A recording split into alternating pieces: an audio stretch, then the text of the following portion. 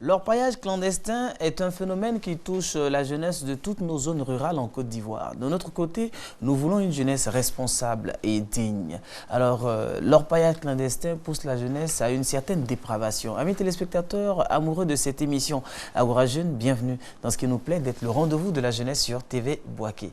Aujourd'hui encore, nous allons débattre d'un thème qui vous intéresse, qui nous intéresse tous et avec des jeunes. On s'installe.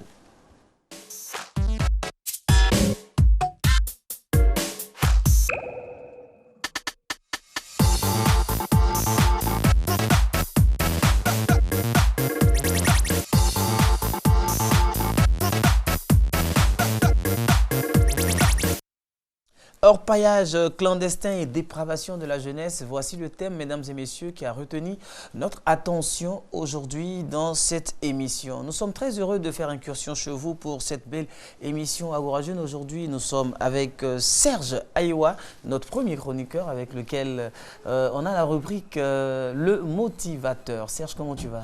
Oui, je vais bien. C'est toujours un plaisir de vous retrouver, de te retrouver. Pour ça que tu es en pleine forme. D'accord. Et le motivateur, aujourd'hui, on va parler de... On parlera de la peur de l'inconnu. Oui, la peur de l'inconnu. Donc tout à l'heure, vous allez découvrir. D'accord. De l'autre côté, donc en face de Serge Aïwa, nous avons aujourd'hui assis tout seul, Esprit, notre humoriste de cette émission, et puis c'est le perturbateur du plateau aussi. Voilà. Bon, je vais très bien. Ouais, si on me laisse seul, souvent c'est ça. Voilà, il faut être seul pour mieux avancer. Parce que lui, quand il le voit comme ça, il ne peut pas passer au concours de douane. D'accord. Il est déjà gros. D'accord. Voilà, donc c'est pas bon. Il faut les minces comme nous là. Là, quand tu bouffes, tu commences à grossir, on dit non, là, il n'est pas bon. Ah, ok, d'accord. Alors là, c'était Esprit, hein, amis téléspectateurs, vous le connaissez déjà. Et puis, nous avons également notre troisième chroniqueur, ou que dis-je, chroniqueuse. Hein. Elle s'appelle Yasmine Touré. Tu vas bien? Oui, je vais super bien, merci. Christophette Colombe pour nous sur le plateau. Oui. Voilà, ou bien c'est la sœur de Jonas. Non, Christophette Colombe, ça va bien. D'accord. Alors aujourd'hui, avec toi, on va parler de... Aujourd'hui, on va parler de poterie. D'accord. Alors, amis téléspectateurs, notre plateau est déjà présenté, voilà, et puis vous avez déjà le décor. Et nous allons promener notre caméra dans les rues de la ville de Boaké pour avoir vos avis sur la question orpaillage clandestin et dépravation de la jeunesse. Vous vous êtes prononcés, on regarde et on revient juste derrière.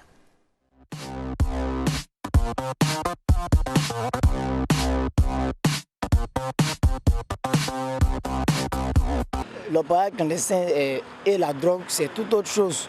Voilà, peut-être que ce trafic, bon, enfin, l'orpaillage est utilisé comme un moyen, voilà, comme un moyen pour ces trafiquants-là de faire passer peut-être leurs produits. Sinon, l'orpaillage en n'est pas qu'on appelle la même, à la source, n'est pas à l'origine de tout ce qui est comme trafic ou prostitution. À mon avis, l'orpaillage clandestin, bien vrai que ce n'est pas une bonne chose, ne peut pas être à la base de la prostitution et du trafic de drogue. Parce que la prostitution même est un vieux métier qui existe dans beaucoup de localités, dans plusieurs pays. Le trafic de drogue aussi. Mais ce que je peux dire, c'est que l'orpaillage clandestin peut être une voie pour la prostitution et le trafic de drogue, puisqu'il y a beaucoup d'argent qui circule. Et partout où il y a de l'argent qui circule, ça envoie beaucoup de méfaits dans la société. L'orpaillage clandestin, on peut le concevoir comme étant une activité illégale, une activité illicite, entraînant peut-être des déformations d'un point de vue de la société. Peut-être le trafic de drogue à la base est un fait qui est social, est un fait qui est relié directement à la société. Si on considère le trafic d'avoir à la base l'orpaillage clandestin comme étant une activité qui dépend d'une zone, effectivement, bon, cela peut entraîner le fait qu'on voit la propagation peut-être de ces activités en rapport avec le trafic de drogue relativement à l'orpaillage clandestin. Donc moi je pense que ça dépend de la situation qui se passe dans la zone qui prévaut. Si peut-être le trafic de drogue se perçoit au sein d'un cadre dans lequel il n'y a pas d'orpaillage clandestin, il n'y a pas vraiment de lien étroit. Mais bon, il y a des zones aussi où on perçoit le trafic, enfin l'orpaillage clandestin le plus souvent. Et donc on voit que parfois aussi, certains orpailleurs pour pouvoir peut-être se donner la force ou bien se donner le courage pour pouvoir mener leur activité, essaient de se rapprocher un peu des trafiquants. Ben, je ne pense pas. Pas forcément, parce que c'est plusieurs domaines, secteurs d'activité comme on peut le dire. L'orpaillage, ça fait beaucoup. Or, voilà, par rapport à la drogue et autres, je trouve que on est en Côte d'Ivoire, tout peut se passer. Peut-être il y a eu un point, ils se sont mis ensemble. C'est pourquoi on peut penser que non, l'orpaillage clandestin fait augmenter le taux de trafic de drogue. Mais ce n'est pas forcément ça. C'est pas forcément ça. Parce que même avant que l'orpaillage n'arrive, avant d'être clandestin, il y a d'abord eu la vente de drogue qui avait elle aussi son chemin. Voilà. Donc peut-être ils se sont mis ensemble pour pouvoir faire circuler les produits, mais ils ne sont pas forcément à la base.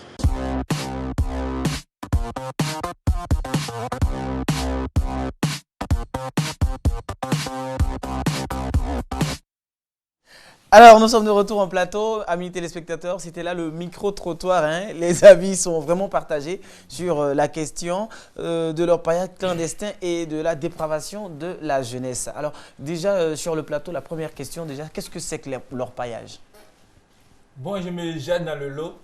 Voilà, vraiment comme d'habitude, tu sais, les Blancs, quand ils fabriquent les mots, et puis ils collent et puis ils nous donnent, on ne cherche pas à savoir qui est quoi. On dit un couple, c'est une femme et puis un garçon, mais maintenant tout est mélangé.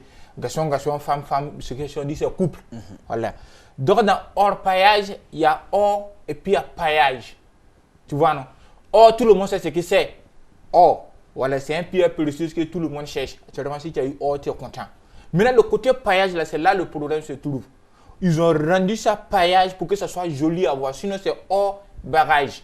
Parce que pour aller prendre le or, il faut t'armer de bagages pour aller le chercher. Donc, on dit hors barrage, mais quand on attend du hors paillage, c'est hors barrage. Et c'est quoi les bagages qu'on prend pour... Voilà, le barrage qu'on prend là-bas, il y a les pioches. Parce que le or se trouve en bas. Donc, il y a les pioches, il y a les dabas. En tout cas, il y a tout ce qui est colisable avec ça là. Tu prends même le machette, tout ça là, on appelle le barrage. Mais quand il ne peut pas dire le nom de tous les matériels que tu vas utiliser pour prendre le or là, donc ils ont rassemblé dans une seule mot qu'on dit barrage qui est devenu paillage, donc hors paillage. Donc c'est ça qui est là. D'accord. Alors Serge. Oui. Bon, le paillage déjà, il faut savoir, comme il a dit déjà, la racine du mot, ça vient de l'or. Donc c'est le travail de l'or, le travail qui est en tout, qui est mené sur la recherche de l'or. Tout simplement, quoi, dans un premier temps. D'accord, moi je dirais que l'orpaillage, c'est la recherche et l'exploitation de l'or dans, on va dire, dans les rivières aurifères. D'accord. Et pourquoi donc parle-t-on de clandestinité dans l'orpaillage en Côte d'Ivoire, selon vous? Pour moi, pour moi, on parle de clandestinité d'une part parce que les personnes qui s'adonnent à l'orpaillage, d'abord, ne sont pas habilités à le faire. Et pour finir, n'ont pas les laisser aller, n'ont pas les autorisations. Les laisser passer. Voilà, les laisser passer, pardon, pour pouvoir le faire. Donc les autorisations, tout ça. Donc c'est pourquoi on parle de clandestinité dans l'orpaillage en Côte d'Ivoire. D'accord, oui, on parle d'illégalité lorsqu'on parle d'un élément ou bien des choses qui ne sont pas faites dans les règles de l'art. C'est-à-dire avoir les permissions, l'autorisation. Ça ne suit pas le canal indiqué par la loi. Donc forcément, on tombe dans l'illégalité. Et ici, on parle de clandestin parce que, bon, vraiment, c'est fait vraiment caché. Les gens se détournent des voies indiquées par les règles, par la loi, par la société, pour faire autre chose. Donc, c'est pourquoi on parle de clandestin. Comme il y a un proverbe de chez nous qui dit, on dit les vieux marmites font de bonnes sauces. C'est pas ça. C'est parce que les sauces là, les mamans là, ils prennent la peine de mettre les petits secrets dedans pour ne pas que tu n'as qu'à savoir. Quand tu manges, tu es content. C'est comme ça le orpaillage. Quand les gens ils se lèvent comme ça, ils parlent de clandestinité, c'est eux qui comprennent le boulot français. Le côté clandestin là, c'est où? Quelque chose, tu sais où ça se trouve. Tu vas enlever. Mais il reste là-bas, puis tu te caches dans son dos pour l'inciter qu'il est clandestin. Il ne sait pas clandestin. C'est un travail comme tout autre. C'est comme toi, tu t'assois ici, tu es l'animateur, et ils sont les chroniqueurs. C'est le même travail là. La seule, bon, je ne sais pas si je dois m'exprimer ainsi, peut-être le seul avantage, lui il touche or, toi tu touches micro, c'est tout. Sinon c'est le même travail là, il n'y a pas côté de clandestin dedans, où tu es en train de faire là, et que c'est tout le monde qui te regarde. Donc lui peut dire que tu es en train d'animer de manière clandestine, parce qu'il ne te voit pas. Mais moi je te vois là, je sais que tu es dans la voie légale bien. C'est la même chose. Moi de la même manière, je vois les orpailleurs, ils sont dans leur logique, ils travaillent. Tranquille. Maintenant, c'est eux qui ne voient pas, ils ne bénéficient pas de ce qu'ils ont là. Ils disent que c'est clandestin. Sinon, chacun n'a qu'à respecter le travail de son âme. Vous êtes du même avis? Moi, je ne suis pas d'accord. Parce que, à travers l'exemple qu'il vient de prendre, vous avez, on va dire, des diplômes requis, vous avez peut-être suivi certaines formations pour pouvoir être là. Mais eux, on ne sait vraiment pas, ils n'ont pas d'autorisation. Comme on a dit tantôt, ils n'ont aucune autorisation, aucun laissez-passer pour pouvoir exercer la fonction. Oh là, ça appartient à qui? C'est pas pour quelqu'un dont je prends ça où je veux, quand je veux, à l'air que je veux. C'est pas pour quelqu'un. Je prends l'autorisation, c'est pourquoi. Oui, mais il faut savoir que dans un pays, il y a des règles, il y a des lois. Oui, là, c'est pour qui? On dit que tout ce qui est minerai, tout ce qui est pierre précieuse ou bien, comment on appelle ça, mine, qui se trouve à un certain niveau du sol, n'appartient plus au propriétaire de la terre, même si c'est ta forêt, appartient à l'État. Voilà, donc il y a des réglementations, il y a une loi. Toute société est régie par des lois. Moi, ma terre, il y a là-bas. Ta terre. Non, ça ne peut pas se faire. Et sur ta terre, je sais pas, tu sais pas, tu l'as fabriquée. Mais c'est pas pour eux, c'est pas pour moi, c'est pour Dieu. Donc oui, je prends à l'heure que je veux, j'appelle les gens que je veux. Donc tu es d'accord avec moi, c'est pas pour toi, c'est pas pour moi. Donc c'est sûr qu'on a mis une loi en place pour voir comment est-ce qu'on peut l'exploiter. Parce que ici, la terre en Côte d'Ivoire, c'est quoi? Jusqu'à un certain niveau, ça appartient à celui qui détient un titre foncier. Mais jusqu'à quand on dépasse ce seuil, je ne me rappelle plus trop bien de la distance, ça n'appartient plus à cette personne, mais ça appartient à l'État. Voilà, donc c'est également dans ce cadre-là qu'on paye les impôts. Les impôts et tout ça. Et que souvent aussi, on peut voir l'État venir récupérer une certaine parcelle sur si tout de suite on découvre chez toi, là, tu as construit ta maison, c'est ta terre, comme tu le dis, tu l'as hérité depuis 1700, qu'on découvre à une certaine profondeur qui est un puits de pétrole et tout ça, bon, ça ne t'appartient plus, l'État réquisitionne. Et puis je dois... On te dédommage. Je ne veux pas de dédommagement là. Aussi j'aimerais ajouter que tous les patrimoines qui appartiennent au domaine public de l'État servent de façon primordiale l'intérêt général. Or, lorsqu'une tierce personne vient à ses propres fins, ses fins personnelles, pour venir faire de l'orpaillage clandestin, ça n'appartient plus à l'intérêt général, ça n'appartient plus à tout le monde. Or, l'or appartient à tout le monde, appartient à l'État. L'État est garant de tout ce qui est domaine public. Donc, une personne sans autorisation de l'État ne peut et ne saurait venir faire de l'orpaillage. Oh, c'est ça, c'est là même là tu as fait ton gros erreur. Parce que d'une part aussi, même s'il faut ce orpaillage, d'après les groupes français, que c'est de manière clandestine, mais ça les aide. Ça les aide. Ça aide qui? Oui, ça aide l'État qui dit État que c'est pour eux, ça les aide. Parce que ça diminue le taux de chômage.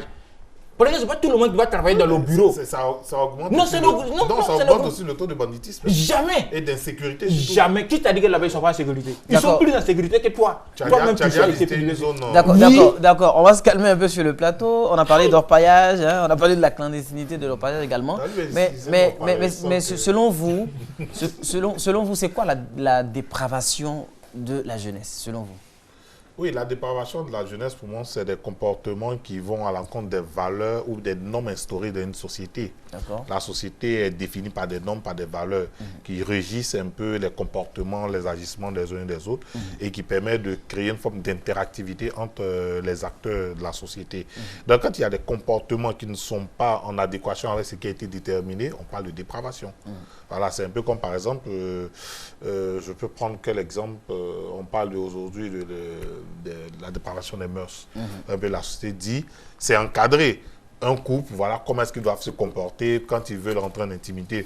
Si vous outrepassez ce cadre-là, que vous voulez le faire sur la voie publique, vous entrez tout de suite en conflit avec les règles établies par la société. Donc là, on parle de dépravation. Donc pour moi, la dépravation, on va dire, c'est tout comportement, tout agissement qui met à mal, on va dire, les valeurs morales, éthiques, voire même religieuses d'une personne. Donc pour moi, c'est ça la dépravation. D'accord. D'une personne et d'une société aussi. Bon, avant d'aller dans la définition qu'ils ont dit, moi j'ai dit la dépravation, c'est comment on appelle ça? C'est personnel, c'est pas un truc d'ensemble. Ça dépend de comment toi tu vois. Voilà, vous m'excusez du terme, il y a des gens qui regardent les films pour adultes. Ils sont contents. Il est content de toute la journée. D'autres même, ils quittent à la maison et puis viennent regarder les films pour adultes au bureau. Lui, là, tu vas venir lui parler de dépravation de quel monsieur? Ici, c'est ça dedans. Donc la dépravation est personnelle, il ne faut pas généraliser. Ici, ce que tu dis, c'est qu'il faut qu'on puisse recadrer les choses. Si par exemple, moi je suis dans mon bureau, bien je suis dans un espace que je suis en train de regarder, que ça n'affecte pas ceux qui sont autour de moi, il n'y a pas de problème. Mais en même temps aussi le faire au bureau avec la connexion qui est payée par le contribuable, là aussi il y a un souci. On parlait de question d'éthique et de déontologie.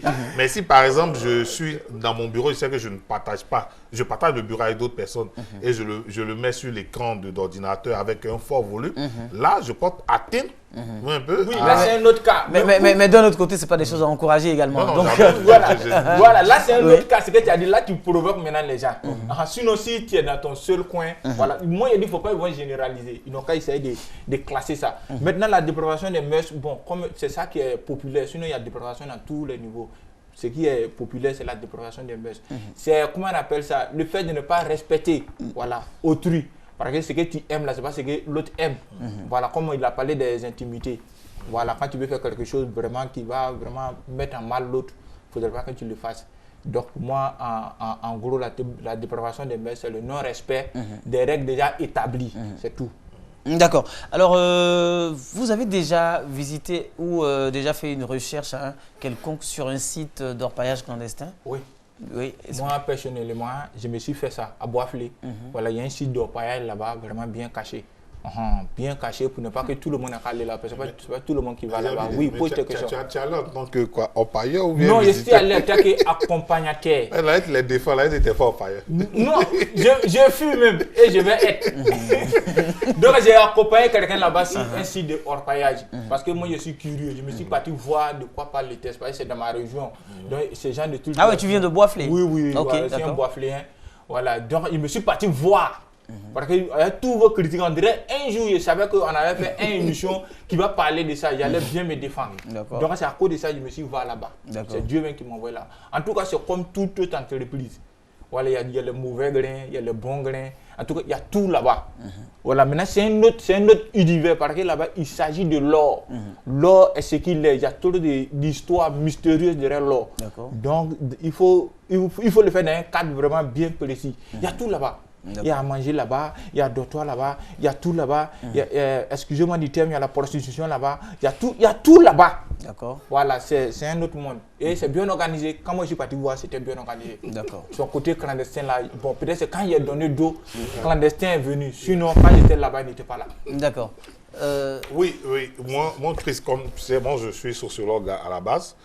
Et déjà, pendant la période de confinement, avant le confinement, déjà il y avait cette notion, je crois qu'on a même fait un débat là-dessus, donc j'ai voulu visiter une zone d'orpaillage clandestin parce que j'avais un projet d'écrire un article. Donc j'ai visité 2 ou 3 zones clandestines et puis même des zones également bien organisées, bien structurées, quoi. D'accord. Quelle était l'expérience pour vous? Mon expérience, c'est un peu cette forme d'anarchie qui sévit dans cette zone-là. C'est aussi une zone où le rapport de force, celui qui a la force emporte, parce que ils sont tout en train de se bagarrer pour des trous, des questions de place. Non, hier, c'était ma zone aujourd'hui. Bon, vous voyez un peu, il y a un peu ce désordre-là. C'est un environnement aussi qui est sujet aussi à tout ce qui est substances, parce que les gens prennent beaucoup d'alcool pour se donner de la force, la drogue, la cigarette, bon, et puis comme l'a dit aussi à côté, la prostitution aussi. Voilà.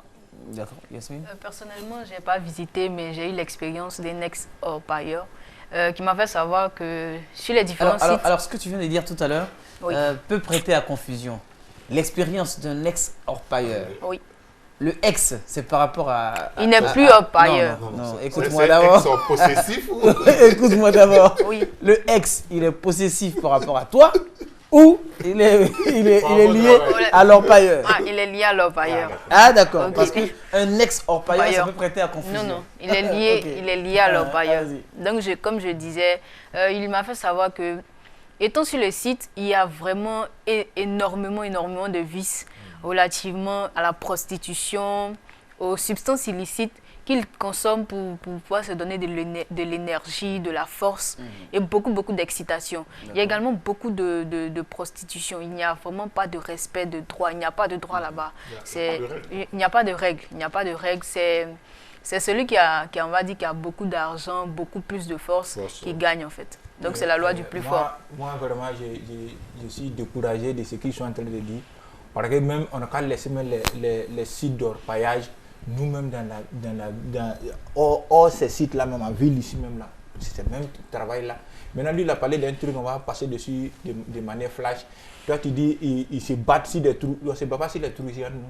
C'est quel trou? Tu sais de quoi je parle. Donc, je sais ça vous dit, on se bat sur les trous. Nous tous, on se bat sur les trous ici. Donc, on va convaincre quelqu'un ici. Donc, quand il dit que ce n'est pas organisé, c'est organisé. Parce que là-bas, il y a un chef. Il y a un chef de zone. Forcément, il y a un chef de zone. Et puis, lui qui achète ses pierres précieuses, il est assis. Et on nous parle de clandestinité. Mais souvent, quand tu vois nos autorités policières là, en civil, souvent même ils accompagnent même lui qui doit venir payer ses pierres là, sur le terrain là. Ils sont en tenue. Ah bon? On les voit. Il vient, il prend son quota et puis il s'en va. Tranquille. Ni vu ni connu. On a vu ça ici.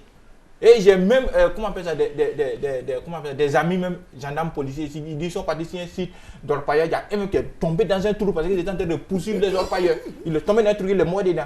Mais lui, il est chasseur, oui. Non, mais il poursuivait pourquoi? Pour avoir son quota. Pour avoir son quota. Wow. D'accord. Pour avoir son quota. Donc, il y a des choses qui se passent pour pas vous avez pensé que non, c'est parce que. C'est ça, te dit. On n'a qu'à dire orpaillage ou même orpailleur, mais mettre clandestin dessus, c'est ça, je ne veux pas. D'accord. Alors, à part esprit sur le plateau, vous pensez que vous pensez clairement que l'orpaillage est quand même lié à la dépravation de la jeunesse. Voilà. Mais quelles sont les raisons? Quelles sont les raisons qui poussent à cette grande dépravation? Ça aussi, on veut le savoir. Mais je ne dis pas, moi je ne vais pas employer le verbe lié, mais entraîne. Entraîne cette dépravation parce que c'est une zone sans foi ni loi. Chacun vient faire sa loi, chacun vient, il s'impose. Là-bas, comme elle a dit, quand tu as de l'argent, moi je me rappelle, je suis sur un site où un seau d'eau, le seau d'eau de sensiblement 5 litres, on te vend ça facilement à 2000. Parce qu'on dit qu'il y a beaucoup d'argent qui circule dans la zone. Donc, généralement, ceux qui ont plus d'argent, c'est eux qui sont adulés, c'est eux qui font les règles, c'est eux qui font les lois et tout ça. Donc, forcément que ça va entraîner. Et quand, par exemple, d'autres qui n'ont pas accès à ces sites-là, il y a d'autres qui viennent, des femmes qui viennent s'installer parce que généralement, les sites d'orpaillage entraînent une transhumance des personnes, un déplacement des personnes d'une zone vers une zone. Dès qu'ils arrivent, ils ont un certain nombre de besoins à satisfaire et il y a d'autres personnes qui ont trouvé le moyen également de leur accorder ce plaisir-là. Donc, forcément, ça entraîne tel que la prostitution. Et aussi, comme elle a dit, c'est un travail qui demande une grande débauche d'énergie. Donc, ils ont besoin quand même de se renforcer en termes de substances. Donc, ils vont prendre de la boisson très, très alcoolisée. Ils vont prendre également jusqu'à aller prendre même la drogue parce que ça paraît-il que ça donne une force surnaturelle. D'accord. Heureusement qu'il a dit paraît-il. Voilà. Oui. Chris, faites une remarque. Quand on monte toujours à la télévision, on montre toujours le coin du fumoir, un fumoir qui a été détruit ici. Mais est-ce que vous avez entendu qu'il y a un coin d'orpaillage qui a été détruit? Oui, c'est à la télé. Je crois. Il y a eu une mission à un moment avec le ministère. Oui, c'est très rare. À Boniré surtout, on a entendu qu'il y a eu un démantèlement là-bas. C'est très mais ça rare. existe quand même. Oui, mais c'est très rare. C'est minime, quoi. Par rapport à ce que nous pensons de ce site-là. D'accord. Oui. Alors, tu vas finir rapidement et puis on va passer la parole à Yasmine par rapport à sa rubrique Richesse du monde. Alors, donc tu finis rapidement. Donc, c'est ça, il ne faudrait pas qu'on dise que non, parce que il y a la dépravation. Non, c'est une organisation. Ce qui se passe là-bas, ça se passe ici. Donc, laissez les gens travailler. D'accord, on aura le temps de revenir sur ça. Voilà, il dit ce qui se passe là-bas se passe ici. Bon, ça, j'arrive pas à comprendre. Amis téléspectateurs, la première pause de cette émission nous impose de nous tourner vers Yasmine dans la rubrique Richesse du monde. Allez.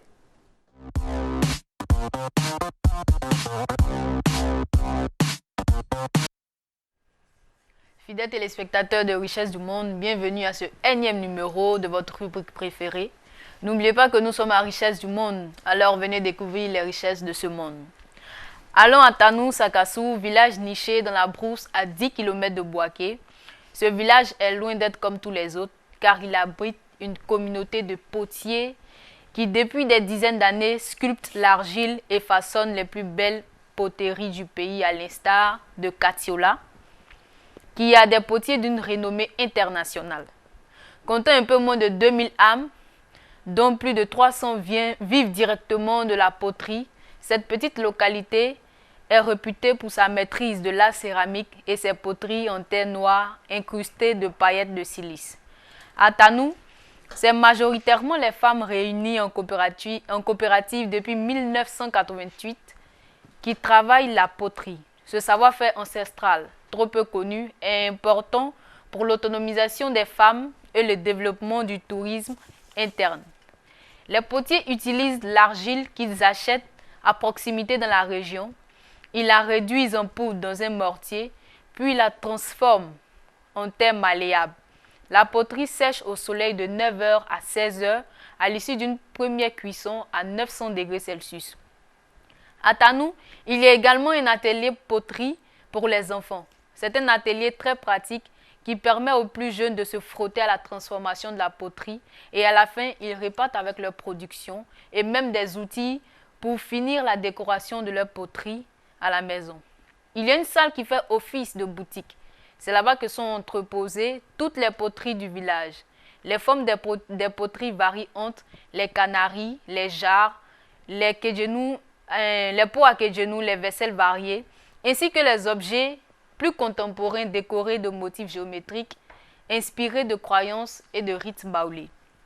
Il faut également savoir que ce centre artisanal a été créé en 1972, a été ravagé par un incendie début 2016 et que grâce à l'implication du Fonds de développement touristique de Côte d'Ivoire, il a pu être reconstruit dans une version plus moderne et mieux équipée avec un atelier et un hall d'exposition. Pour tous les amoureux de la culture, du divertissement, vous pouvez vous rendre au centre artisanal de Tanou. C'est tout pour aujourd'hui pour Richesse du Monde.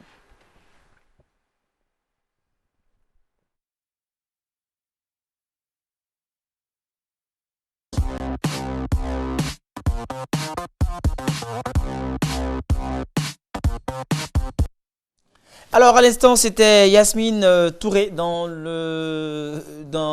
l'univers de la poterie, voilà, mais celle de Tanou Sakassou. Exactement. Voilà, et puis j'ai vu qu'elle a cité quelque part Katuela, qui a quand même aussi un très grand centre de poterie, qui est un centre qui est reconnu de façon internationale. Centre où ça à Katuela. Comme il a dit, c'est grand, et puis bon, Katuela est petit, donc il laisse savoir tous les centres. Non, en fait, lui il vient de Boisflé, donc il veut peut-être titiller les amis de Katuela. Bon, de toutes les façons, ça c'est lui qui fait ça. Alors, le centre de poterie de Tanou Sakassou, tu connais? Non, ça c'est une découverte pour moi. Je connaissais celui de Katuela parce que j'ai déjà visité, mais Sakassou là c'est la première fois. D'accord, et toi? Non, c'est pour Katuela là. D'accord. Là, tout le monde est pas de là. Comme c'est un petit quartier, tu vois.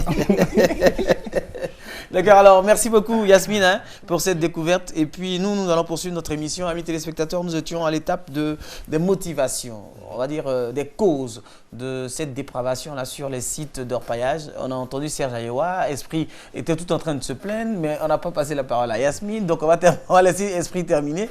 Tu disais tout à l'heure que tout ce qui s'y passe se passe également ici en ville, dans la vie active. Oui. Tu faisais référence à quoi? Ces mêmes organisations là. Quand il parle de, comment on appelle ça, c'est celui qui a la force, qui a plus d'argent. On remarque ça ici. Quand quelqu'un a plus d'argent, c'est toi qui prends toujours bâche pour ces cérémonies. Tranquille. Tout ça se passe ici, c'est ça qui se passe là-bas. Donc, vraiment, moi, je pense qu'aujourd'hui, on est assis ici, on n'a qu'à vraiment encourager ces gens de personnes-là. Voilà. Et puis, elle a dit, non, on n'a pas besoin d'avoir diplôme pour être orpailleur. On a besoin d'avoir courage. Parce que quand la galère te tape là, il n'y a pas fait de te référer à ton diplôme de CP. Tu penses que tous ceux qui sont là-bas, il y a des doctorants aussi qui sont là-bas. Ce n'est pas tout, on va dire. Il y a des doctorants là-bas aussi. Mais s'il est parti sur le marché de l'emploi, il n'a pas trouvé de travail. Il allait faire une étude. Ici, il est parti sur le marché de l'emploi, il n'a pas trouvé de travail. Serge se défend là. Voilà. Non, il n'a pas parti faire étude, il est parti chercher l'argent. D'accord. Alors, Yasmine. Oui, lorsqu'il dit qu'on n'a pas besoin de diplôme pour être orpailleur, je n'ai pas dit le contraire, j'ai juste dit que ces orpailleurs ont besoin d'une autorisation, d'avoir un papier légal qui leur donne le droit d'exercer. Maintenant, ce qui concerne la dépravation qui serait liée à l'orpaillage clandestin, moi je suis d'accord, en sens que, puisqu'on a dit que c'est dans l'orpaillage clandestin, c'est une question on va dire quoi, du plus fort qui règne, c'est le plus fort qui règne, rapport de force.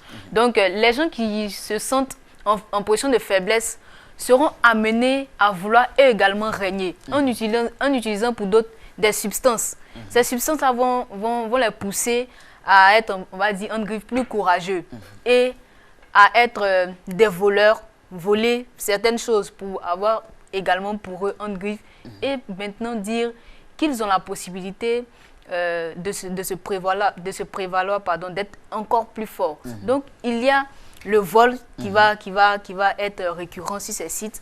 Il y aura la violence, ces substances illicites également, la prostitution.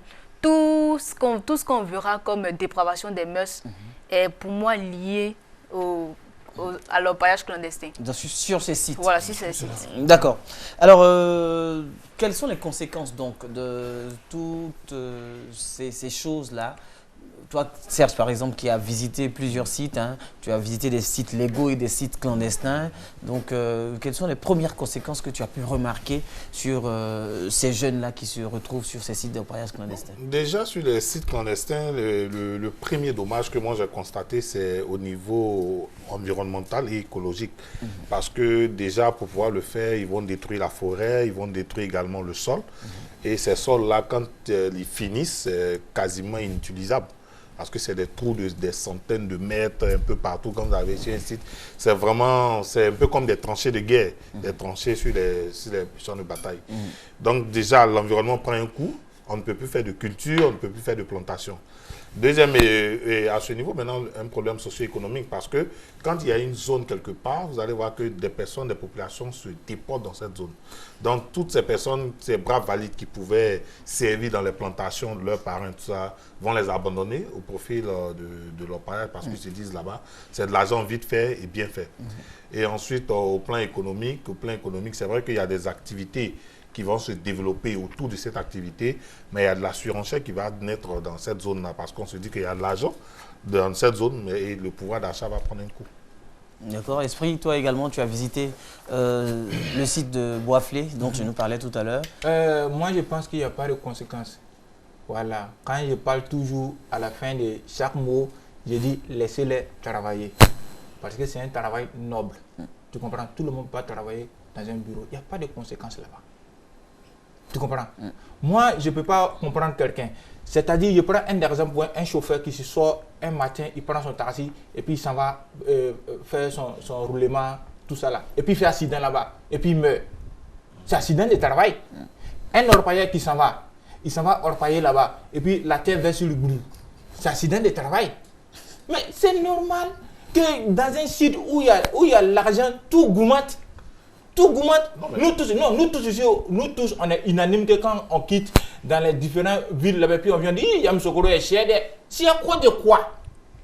C'est pas à cause de Nana Oufoué. C'est à cause. Quand tu vois la basilique, tu sais que c'est pas 5 francs, c'est pas 10 francs, ils ont mis dedans. Tu vois un peu, non? Donc c'est à cause de la basilique, on doit rendre le coin est moins cher pour apporter plus d'importance à la basilique. C'est à cause de ça, Yamoussoukro est cher. Sinon, c'est même pain sucré en main ici, c'est même pain sucré en fabrique là-bas. Donc, s'il y a l'argent quelque part, c'est normal que tout soit cher. Et puis, j'ai dit ça à l'entrée de l'émission, que ça va aider l'État. Comment? C'est diminuer le taux de chômage. Tout le monde ne va pas se chômager au pays comme ça. On doit aller travailler là-bas. Oui, mais ce que tu dis, ça, c'est un couteau suisse, c'est à double tranchant. C'est pas à double tranchant. Non seulement, c'est vrai que peut-être que ça va absorber une partie des jeunes, mais en même temps aussi, ça va créer une forme d'insécurité derrière un banditisme. Mais comment tu es aussi là que tu es en sécurité? En sécurité. Tu peux prendre ton argent pour mettre en haut comme ça pour marcher jusqu'à pour aller. Bien sûr, contrairement. Ils vont te voler, c'est la même chose là. Contrairement à un Moi, site. c'est pas la même chose là. Et puis, il y a un élément que j'ai oublié de relever, c'est que dans ces zones, vous allez voir que souvent, il y a des jeunes qui abandonnent carrément l'école pour ces activités. Oui, ça c'est beaucoup récurrent. Et celui qui abandonne le col et puis dit dans lui, ça va en Europe, il s'en va nager. Oh, même les piscines d'ici là, même là, il fait 2 mètres, il se noie. Mais il dit, il va nager pour partir.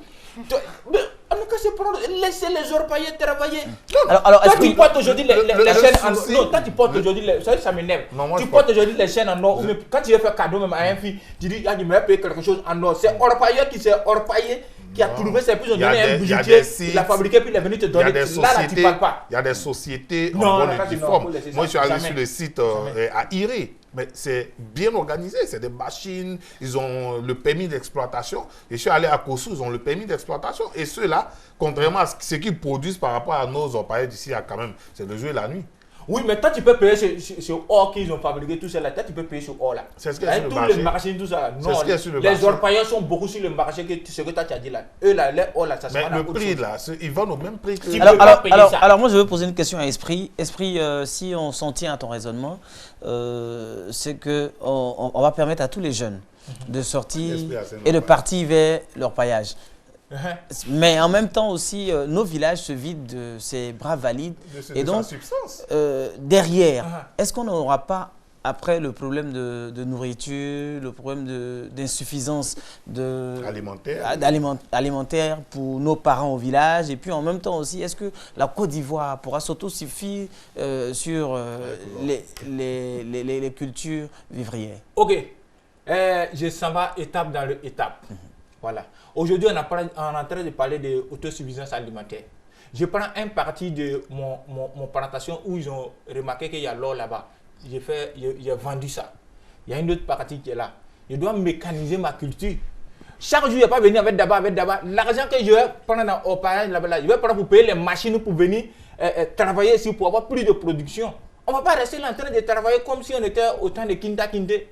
Non, je prends l'argent qui est là-bas. Maintenant, si ça ne suffit pas, l'argent que j'ai à moi là, je peux prendre pour payer d'autres trucs. Tranquille. C'est l'argent, on cherche tout ce qu'on a en train de dire là, ça fait de l'argent. Même si on veut s'auto-suffire en alimentation, je ne sais pas quoi. Mais tout cela, on investit. D'accord. Alors, on va passer la parole à Yasmine. Yasmine, c'est quoi pour toi les conséquences de... Pour moi, les conséquences pour la jeunesse sont énormes. Sont énormes en ce sens que sur les sites d'orpaillage, les produits qui sont utilisés, notamment le cyanure et le mercure, sont vraiment nocifs pour l'organisme. Ils vont créer des problèmes respiratoires à long terme pour ces jeunes-là. Aussi, les sites d'orpaillage sont devenus des mines pour les terroristes. En ce sens qu'il y a certains groupes terroristes qui viennent pour faire le recrutement, sur ces sites. Voilà. Et également, ils prennent l'argent de l'or pour financer ou pour préfinancer, on va dire, leur acte terroriste. Donc, c'est vraiment, il y a vraiment beaucoup de conséquences pour la jeunesse. D'accord. Alors, Esprit veut tellement parler. Non, calme-toi. Alors, Esprit, calme-toi. Alors, il veut tellement parler qu'on va passer directement à la rubrique « Le sujet en humour ». Parce que justement, c'est lui qui parle dans cette rubrique. Allez.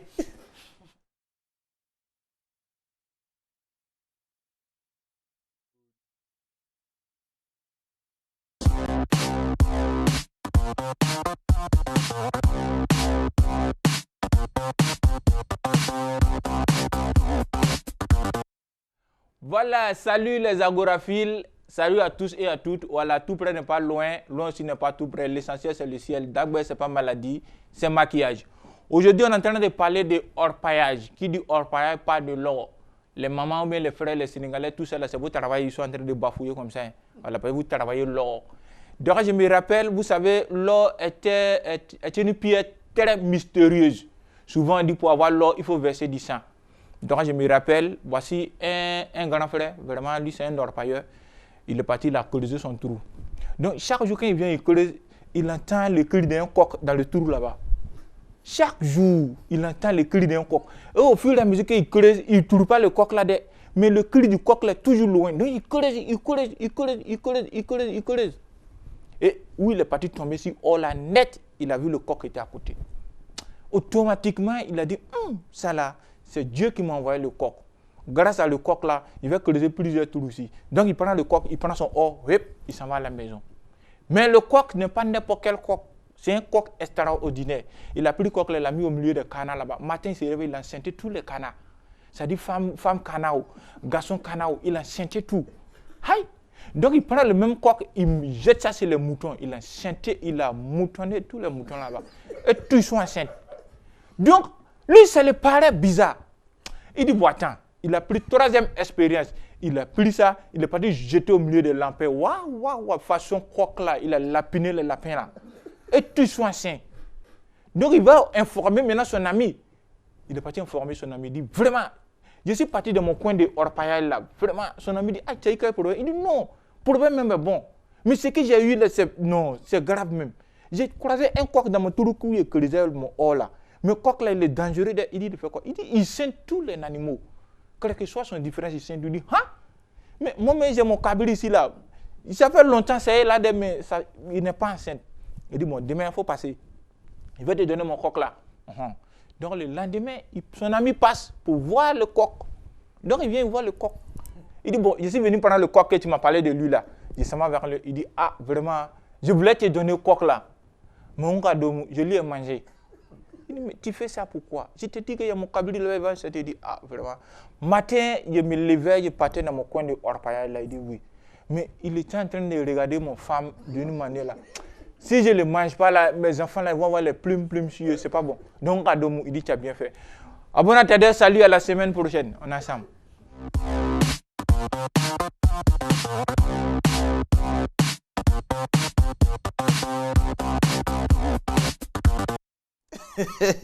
Alors, un coq... bon, enfin... Un coq un coq, je ne sais même pas si je dois dire empailleur ou si je dois dire metteur enceinte ou je ne sais pas quoi dire, mais ouais, c'est un coq empailleur. C'est un coq extraordinaire. Voilà. D'accord. Alors, nous étions à l'étape des conséquences. Hein. On a pratiquement fini avec les conséquences. Est-ce qu'on ne va pas revenir là-dessus hein? Non, on ne va pas revenir là-dessus. Conséquences, elle a dit là. Oui, non, c'est pas grave. On ne va pas revenir là-dessus. Hein? Voilà. Ce qu'on est en train de chercher maintenant, c'est les voies et moyens, les solutions pour éviter déjà cette dépravation-là, déjà sur ces sites-là, et puis en même temps aussi comment réinsérer tous ces jeunes-là. D'accord, c'est la précision que je voulais faire. Très rapidement, c'est quoi les solutions? Très rapidement. Oui, les solutions, en 30 secondes chacun. Déjà, il ne faut pas penser qu'on est contre l'activité, mais on demande que ça soit organisé. Réglementé. Donc déjà, nos autorités doivent penser vraiment à encadrer ce secteur-là, à réglementer ce secteur-là à partir de lois, de principes. Et puis, bon, voilà. Pourquoi pas créer des centres de formation dédiés à ces personnes-là qui veulent, parce que le produit qu'ils utilisent souvent, il est mal utilisé, ça a des conséquences, souvent même pour ceux qui le lavent. Ils le lavent souvent dans des cours d'eau qui sont utilisés par des populations qui vivent à côté, donc c'est clair que ça va quand même créer des problèmes de santé et même impacter l'agriculture et tout ça. C'est ça. Pour toi, c'est quoi les solutions? Bon, les solutions, c'est comme il a dit là, voilà, c'est de vraiment organiser ce secteur-là. Voilà, on est d'accord sur ce point, c'est toi qui n'étais pas d'accord. Donc, organiser ce secteur-là pour que chacun ait vraiment son petit mot à dire, son pain. Voilà, il ne faudrait pas qu'ils viennent pour bafouer vraiment, parce que ce sont des gens qui sont quittés de nulle part pour venir se chercher. Donc, il ne faudrait pas que dans ce chercher-là, ils puissent encore se chercher. Organiser-les pour que vraiment ils puissent exercer bien leur métier. D'accord, ça marche. Pour moi, il faudrait d'abord trouver les problèmes, les solutions qui amènent à l'orpaillage. Et ensuite, comme ils ont dit, réglementer, régulariser le secteur de sorte à ce que ce soit bien organisé, que tout le monde puisse gagner de façon légale. D'accord. Alors, amis téléspectateurs, nous espérons que vous prenez bonne note de tous nos débats ici dans cette émission, car nous, notre mission, c'est de rester au cœur de l'éveil des consciences. Justement, pour éveiller vos consciences, c'est maintenant l'étape de la rubrique Le Motivateur avec Serge Ayoua.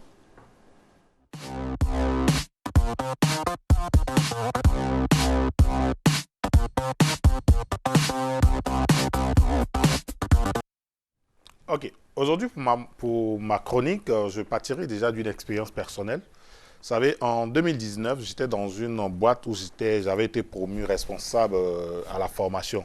Donc ça veut dire que je devais changer de contrat, je devais avoir un nouveau contrat. Et le nouveau contrat, on m'amène un contrat où on me dit que, par exemple, si je suis en déplacement, parce que ma fonction m'envoyait à beaucoup voyager à travers le pays, parce qu'on avait des clients un peu partout. Et dans le contrat, on me dit que pendant mes déplacements, si j'ai un accident, la boîte n'est pas responsable. Et dedans, dans la rémunération, normalement, ce qui est logique, quand tu progresses, normalement, le salaire progresse. Mais je constate que non seulement je progresse, mais le salaire, il baisse. Bon, avec des calculs, c'est la première fois que je voyais ça. Et j'ai dit au gars que non, je n'étais pas d'accord avec. On a discuté une fois, deux fois. Ah bon, le gars ne voulait pas. Et là, j'étais arrivé à la conclusion où il fallait soit partir de l'entreprise ou accepter cette situation. Parce que accepter cette situation, c'était de dire que j'étais d'accord avec le fait qu'on me maltraite. Mais en même temps aussi, il fallait partir. Mais j'avais nourri cette envie de partir. Là, je vous assure que j'avais rédigé ma lettre de démission pendant une semaine, 2 semaines. Je la traînais chaque fois dans mon sac et je me posais mille et une questions. Mais si je rends ma démission, où est-ce que je pars? Comment est-ce que je fais pour entretenir cet idéal de vie que j'ai commencé déjà à construire, vu que j'étais salarié et tout ça. Et chaque fois, ça trottinait dans mon esprit. Et un jour, j'ai pris la décision de partir, de déposer le balai de démission et de partir, mais de partir sans savoir réellement où est-ce que je partais. Vous voyez un peu le truc. Mais quelques temps après, je me suis posé la question et je me suis assis, j'ai mené une réflexion, j'ai dit, mais finalement, je comprends pourquoi est-ce que souvent certaines personnes restent dans certaines situations qui ne les aident pas à évoluer, mais qui acceptent ces situations-là. Justement, c'est parce que ces personnes ont peur de l'inconnu. La peur de l'inconnu nous empêche de prendre des risques, nous empêche de voir des situations autrement, parce qu'on est tout en train de se poser des questions. Qu'est-ce que je vais devenir? Comment est-ce que je vais régler cette situation? Mais souvent, on le dit que le regret n'est pas dans le fait d'avoir échoué, mais dans le fait d'avoir pas essayé. Parce que tant que vous n'allez pas franchir le pas supérieur, tant que vous n'allez pas mettre le pas en avant, c'est clair que vous ne saurez pas si vous pouvez ou ne pouvez pas. Comme le disait un auteur, si vous pensez que vous pouvez, et que vous pensez que vous ne pouvez pas, dans tous les deux cas, vous aurez raison. Mais le plus difficile serait d'assumer. Donc ici, c'est pour dire qu'aujourd'hui, comme Alpha Blondy le disait, qui ne risque rien, n'a jamais rien. À un moment donné de sa vie, il faut sortir de sa zone de confort, parce que même la zone de confort, souvent, ne nous aide pas à progresser. Il faut sortir de ces zones de confort-là, prendre le risque, mettre le pas en avant, s'entourer des éléments qu'il faut, les informations qu'il faut pour pouvoir réussir et prendre rendez-vous avec le pari de la réussite. Et comme je le dis souvent, sur le chemin de la réussite, le hasard ne fait pas d'heureux. À vous de vous doter de tous les moyens, de toutes les compétences qu'il faut pour pouvoir dompter cet inconnu-là et réussir vos projets et vos objectifs. Donc pour aujourd'hui, j'ai terminé pour dire que les plus grandes batailles de la vie se mènent et se gagnent contre soi pour faire de sa vie un chef-d'œuvre. Prenez des risques et les risques vont vous conduire à la réussite. C'était tout pour aujourd'hui. À la semaine prochaine.